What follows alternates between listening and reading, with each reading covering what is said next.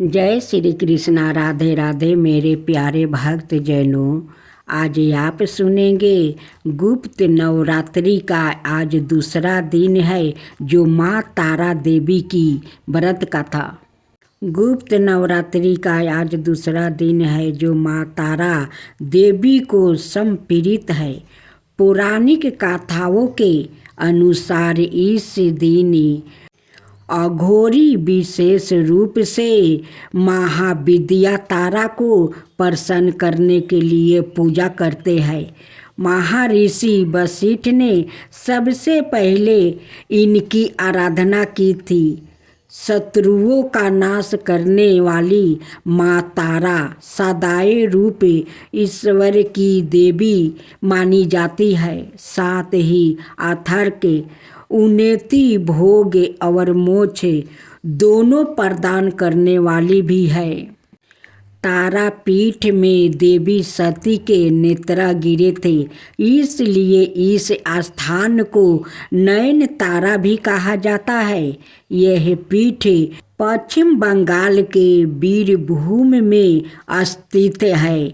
यह अनाय कथा के अनुसार माना जाता है कि तारा देवी राजा दक्ष की दूसरी पुत्री थी, जिनका मंदिर शिमला से 13 किमी दूर सोगी में स्थित है। शास्त्रों के अनुसार लंकापति रावण ने भी माँ तारा की उपासना की थी। साथ ही माता तारा देवी को लेकर यह भी मानता है कि जिनका उद्धार भगवान शिव भी नहीं कर पाते, उन भक्तों का उद्धार भी माँ तारा देवी करती है। माँ तारा की पूजा के कोई विशेष नियम नहीं होते हैं, लेकिन यह मानता है कि यदि कोई व्यक्ति पूरी श्रद्धा से माँ तारा देवी की पूजा करता है तो माता भक्तों की पुकार सुनकर उनका उद्धार अवश्य करती है। माँ तारा की साधना करने से धन संबंधी सभी समस्याओं दूर हो जाती है और साथ ही दिव्या सिद्धि भी प्राप्ति होती है। माँ तारा की पूजा हमेशा एकांत कक्ष में ही करें।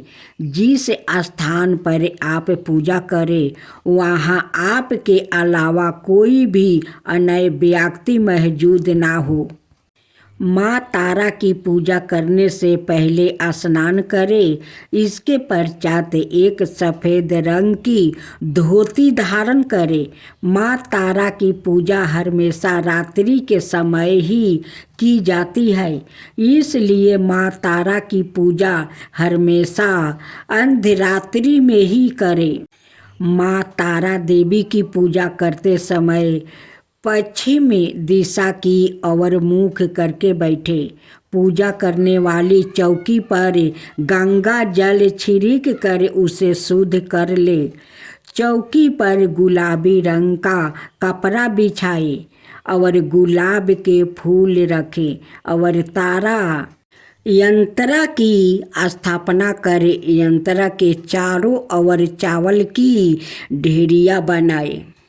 चावल की चारों ढेरियों पर एक एक लवंग रखने के बाद तारा यंत्र के सामने घी का दीपक जलाए और मंत्र जप करे।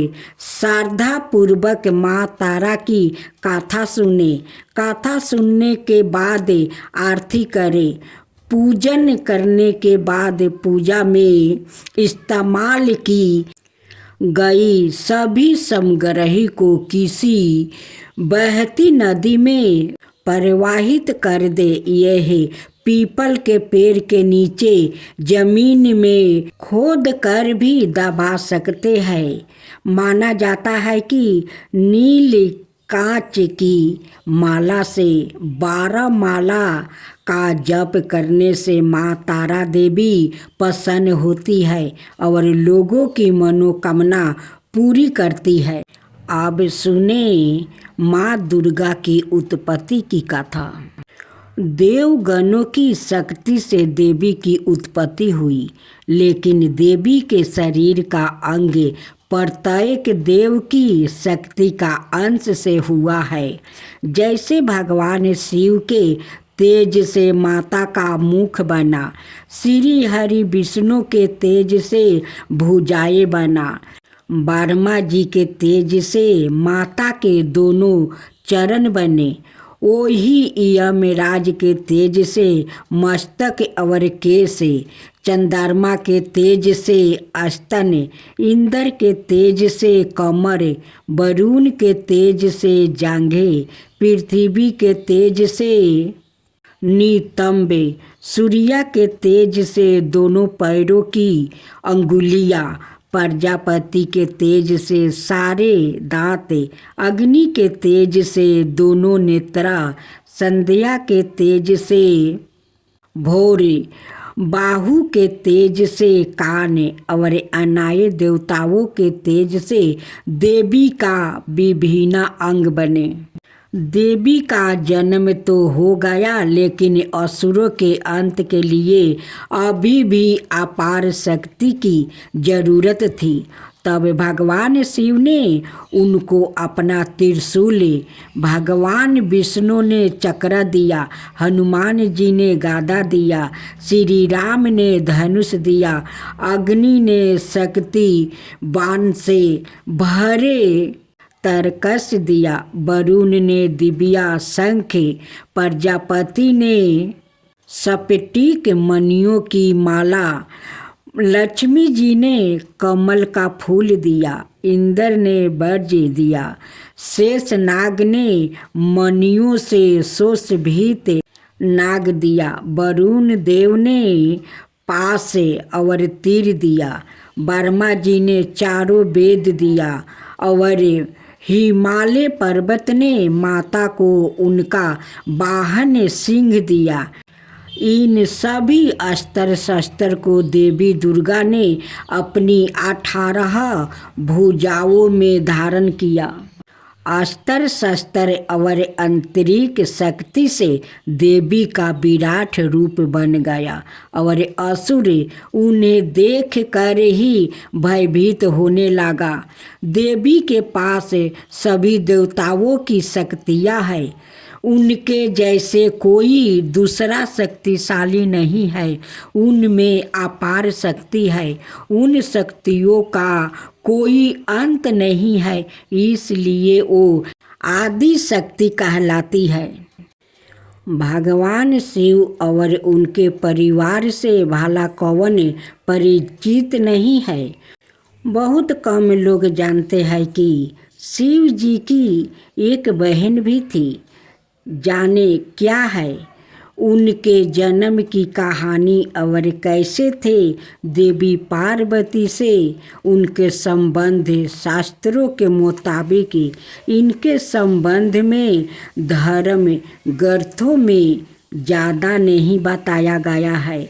अब सवाल ये उठता है कि जब शिव का जन्म ही नहीं हुआ, यानी वो अजमेन है, तब उनकी बहन कहाँ से आई।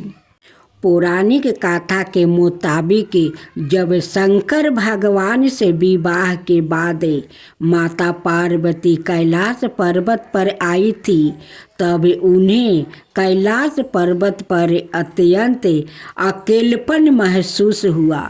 एक दिन उनके मन में ख्याल आया, काश शिव शंकर की कोई बहन होती तो वो उनके साथ बात करती। पार्वती जी के मन में ये बात अनेकों बार उठी, किंतु उन्होंने शंकर जी को कुछ नहीं बताया।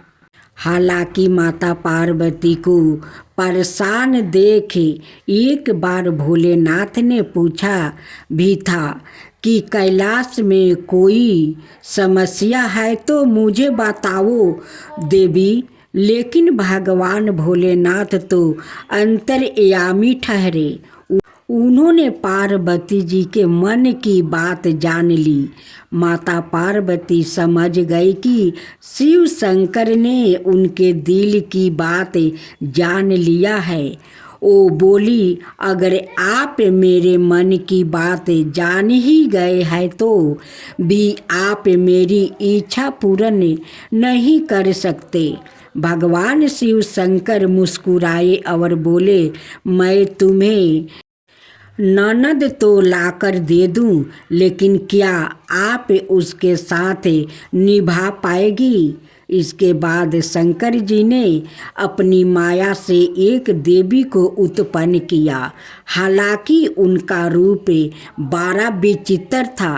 वो बहुत मोटी थी और उनके पैरों में काफ़ी दरारें थी। शिव ने उनका नाम आसवारी देवी रखा। माता पार्वती अपनी ननद को देखकर काफ़ी खुश हुई।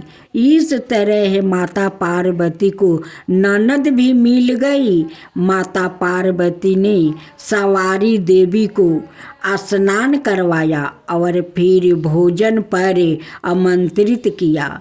लेकिन सवारी देवी ने जब खाना शुरू किया तो माता पार्वती के सारे भंडार खाली हो गया।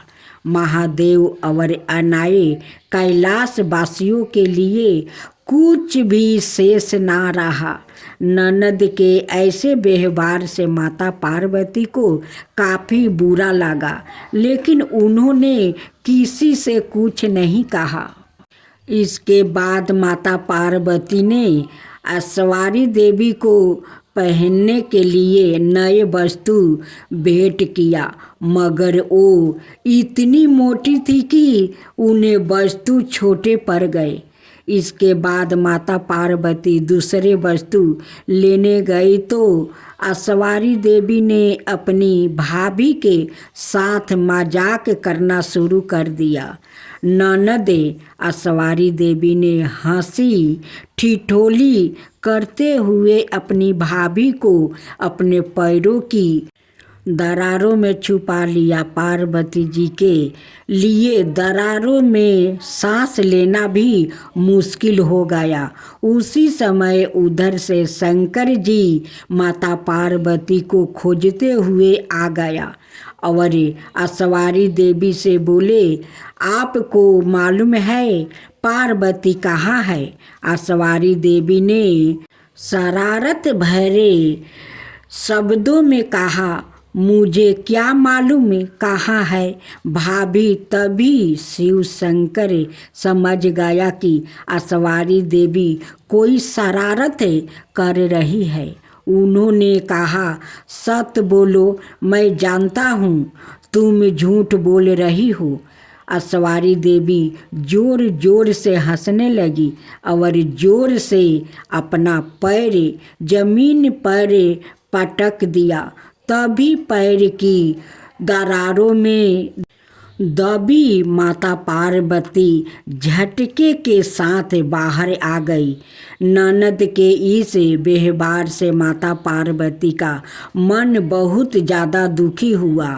वो गुस्से में भगवान भोलेनाथ से बोली, आपकी विशेष कृपा होगी अगर आप अपनी बहन को ससुराल भेज दे।